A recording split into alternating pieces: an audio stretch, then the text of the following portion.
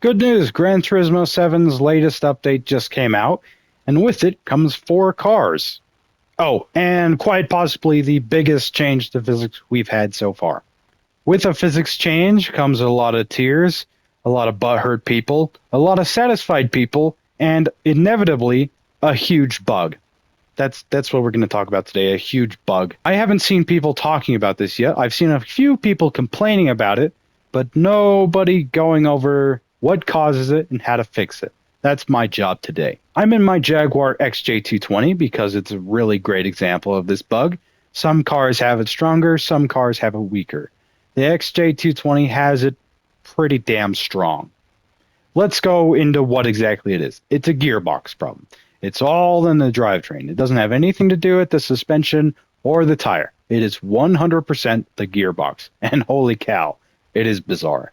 Let's go into the car settings sheet and I'll explain a little bit further. So basically, if you have a fully customizable gearbox on your car, whether it's manual or racing, doesn't matter, you can go into manual adjustment. And at the very bottom, there's this value called final.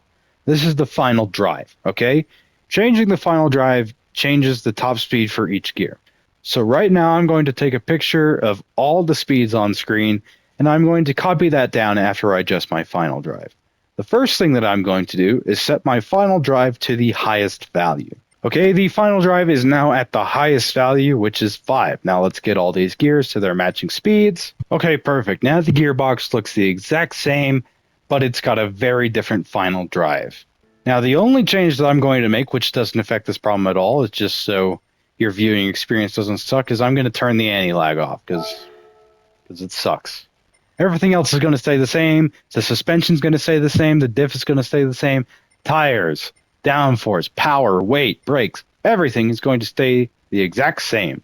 The only thing that we're going to be changing is the final drive, and then we're going to be matching the gears to whatever they were with the original final drive. Okay, great. We're stopped. We're in first gear. We're ready to go. But right before we do, I want you to pay attention to the needle on the tachometer. That's that gauge on the right. I just want you to watch it carefully and see if it does anything weird apart from when I start, because this game's clutch, while it has changed, and again, I'll explain that in my next video, it's rough. Here we go. That was actually a pretty good getaway.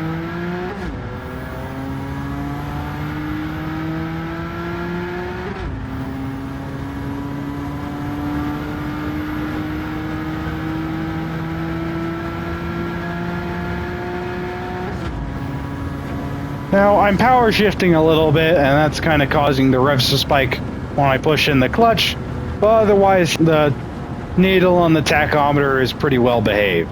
Okay, now let's see what happens when I do the exact same thing with the final drive set to the minimum value. Okay, now we have our gearbox the exact same one more time. Let's hop straight into the car and see what happens. Okay, now we're ready again. Same thing. Pay attention to the needle on the tachometer. Probably don't even need that, just use your ears. Here we go.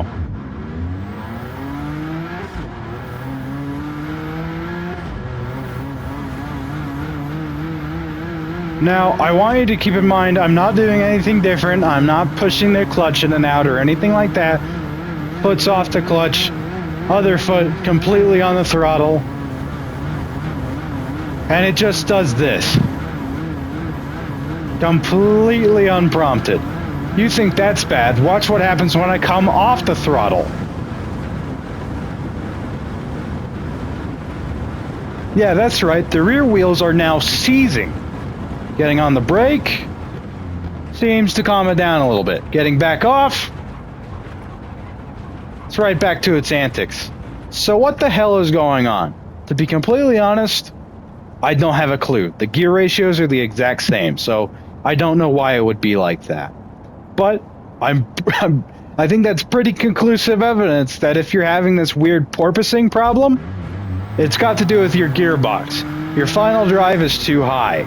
So with every single gearbox that you tune now, you have to set the final drive to the maximum or else you get this to some degree. Now this is probably the worst case I've seen. There are some that are barely even noticeable. But I think it's always there. I think it's always safe to err on the side of caution here. Because look at this. This is ridiculous. I mean, it's bouncing nearly 2,000 RPM. And again, coming off the throttle, this is honestly worse to drive. Look at how unstable it is. Oh, and clutch in, by the way, it looks like this. Totally fine. Clutch back out. Right back to hopping around. It's bad. It's really bad, man. Leaning back on the throttle just doesn't do anything. Nothing. Nothing at all. Foot is completely off the clutch. That's not me. It's not clutch. It's not brake. It's not nothing. In fact, I'm going to turn on... where is it? It is under display settings. It doesn't display the clutch, but it displays the brake. You'll just have to take my word on the clutch. You can see I'm not on the brake. I'm off the throttle. I mean, I'll put my left foot in the air over my steering wheel. If you could see me right now, you'd know I'd look awesome. It explains why I'm sliding all over the road is because my leg is on top of my steering wheel. Okay? This is not me touching the clutch. It is just doing that on its own. This is officially Gran Turismo 7's new physics glitch. And from what I can tell, I've solved it. I'm the first.